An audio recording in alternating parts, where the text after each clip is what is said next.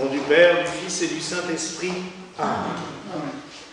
Mes très chers frères et sœurs, nous sommes dans cette vigile de la Pentecôte, cette veille. Et je vous rassure, je ne vais pas parler aussi longtemps que d'habitude, vu le nombre de lectures qui nous ont déjà enseignées. Parce que s'il y a bien une particularité de cette vigile, comme celle de Pâques d'ailleurs, à part les rites extérieurs, c'est l'enseignement.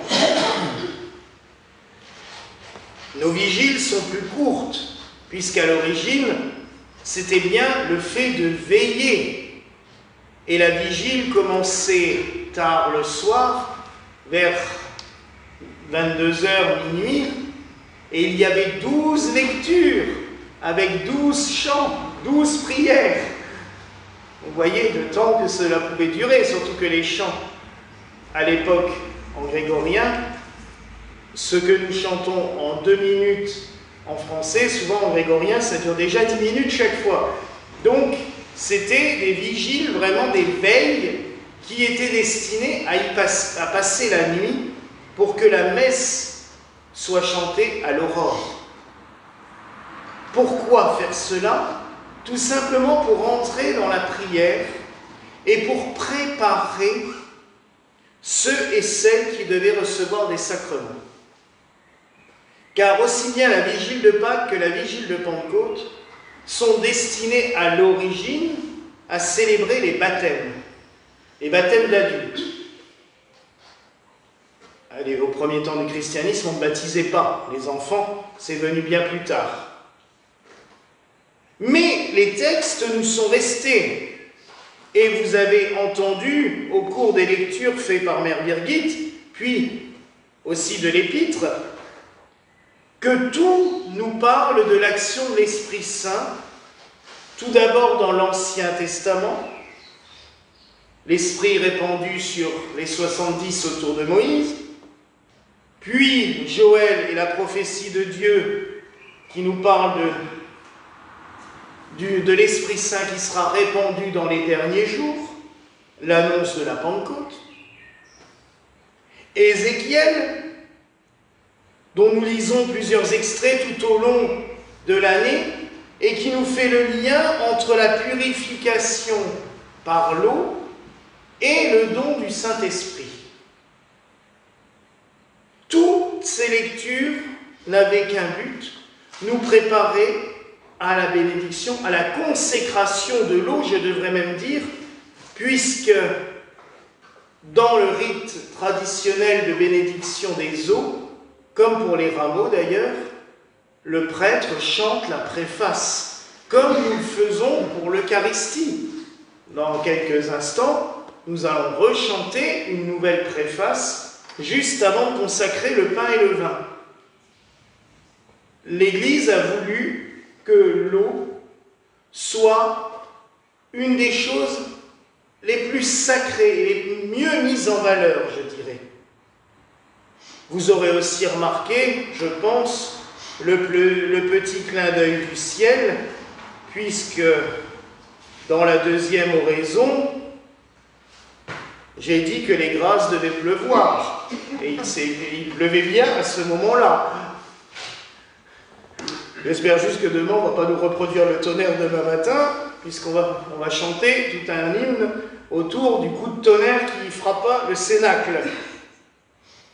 Mais il faut bien aussi se rappeler que l'événement de la Pentecôte que nous célébrons ce soir et demain fut un coup de tonnerre, un coup de théâtre. Nous avons affaire à 12 apôtres planqués au fond du cénacle, qui ont la trouille depuis que le Christ est monté aux cieux. Marie est avec eux pour les aider, comme une mère. Elle soutient. Mais ils ont peur. Ils savent que s'ils sortent, ils risquent la mise à mort.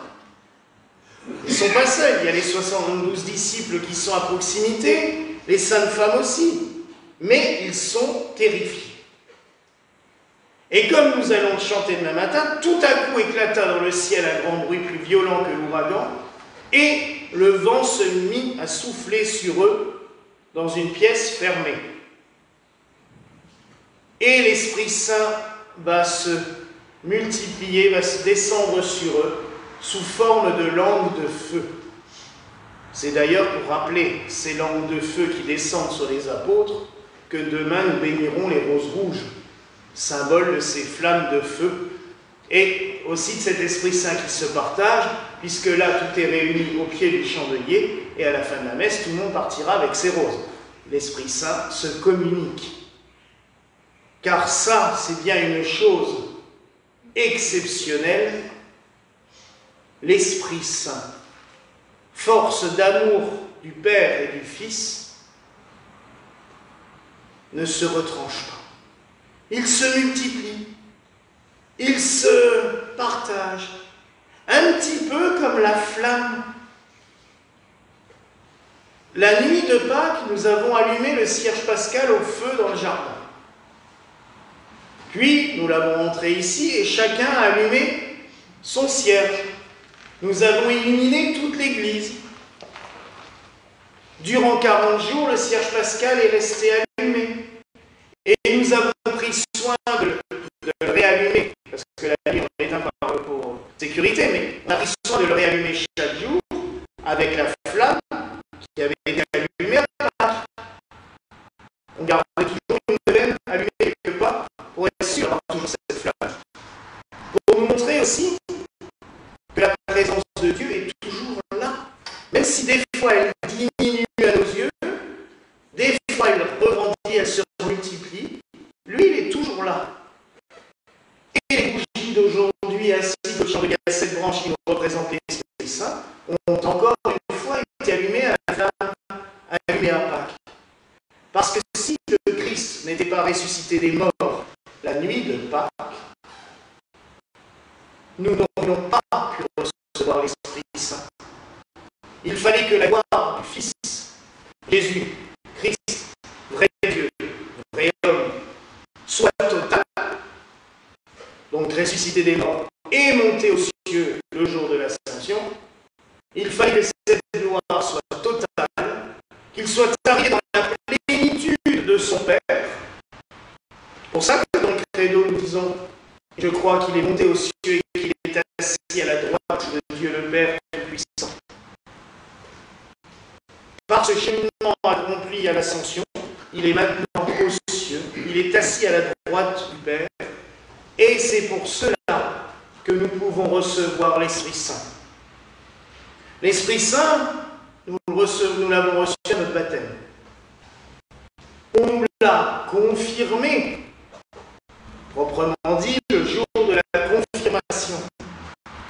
Mais nous le recevons lorsque nous recevons n'importe quel sacrement. Il y a une phrase de la grande liturgie gallicane, parce que nous avons une messe dans le rite gallican, nous avons une messe qui est très longue, d'une heure et demie, elle est de plus en plus difficile, c'est célébrable. Je sais que notre cardinal l'a fait de temps en temps avec ses paroissiens.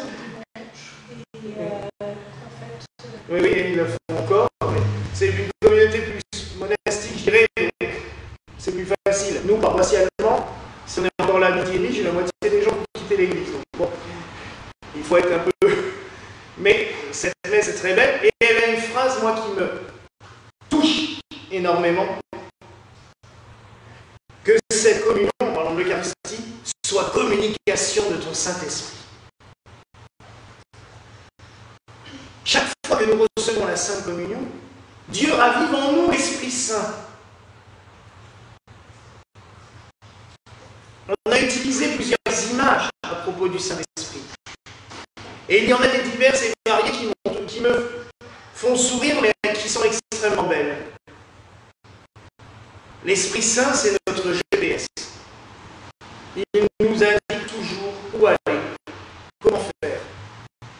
Il nous dit ce qu'il faut faire et dans quelle direction le faire. Et j'avais aussi une petite image. L'Esprit Saint, des fois, il est en nous comme la petite veilleuse de la chaudière à gaz. Mais cette toute petite flamme là qu'on voit à peine. Mais on vérifie quand même toujours si elle est allumée dans la chaudière. Et de temps en temps, on a besoin de plus, alors on augmente le gaz pour que ça chauffe l'eau, ça chauffe l'appartement, ça chauffe ce dont on a besoin. Et bien nous, c'est pareil. L'Esprit Saint, il est en nous, présent tout le temps. Mais il y a des fois, on est obligé de remettre un petit peu les gaz, parce que, on a besoin de force, on a besoin de courage, on a besoin d'aller de l'avant face aux difficultés. Et pour rallumer un petit peu, pour remettre un peu du gaz, les sacrements, la communion, l'onction des malades, tout ça, ça nous permet de... La prière aussi, de se mettre en connexion avec Dieu, c'est le meilleur moyen. Mais tout ça, ça nous permet de... Hop, on remet du gaz et on avance. Alors oui, mes frères et sœurs, que cette veillée de Pentecôte, que cette nuit de Pentecôte soit encore une fois une effusion du Saint-Esprit. L'Esprit Saint, je le rappelle, c'est l'amour du Père et du Fils qui se communique à nous. L'Esprit Saint, c'est un feu qui nous embrase, sans nous détruire. Il nous consume sans nous brûler. Il nous fait vivre. Alors accueillons-le, accueillons cette grâce toute puissante. Louons le Seigneur, remercions-le. Et vivons dans le Saint-Esprit. Voilà la grâce que je nous souhaite au nom du Père, du Fils et du Saint-Esprit. Amen.